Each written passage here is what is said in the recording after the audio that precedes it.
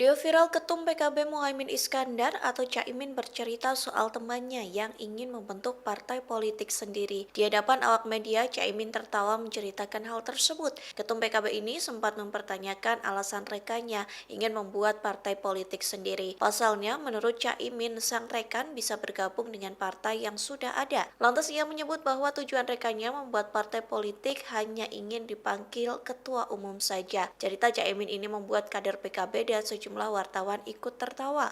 Rupanya momen itu merupakan video lawas yang kembali viral di tengah isu Anies Baswedan ingin membuat partai politik sendiri. Saat ditelusuri, video itu merupakan momen saat Ketum PSI Kaisang Pangarep menyambangi kantor Dewan Pimpinan Pusat PKB pada 6 Agustus 2024 silam. Dikutip dari tribunnews.com, Kaisang melakukan pertemuan tertutup dengan Caimin dan sejumlah kader PKB lainnya. Saat itu Kaisang pun berharap PSI bisa berkolaborasi dengan PKB. Caimin pun menerima kedatangan Kaisang dengan baik hingga menyebutnya Bro Ketum. Seusai itulah Caimin bercerita terkait rekannya yang ingin membuat partai politik sendiri. Download Tribun X sekarang, menghadirkan lokal menjadi Indonesia.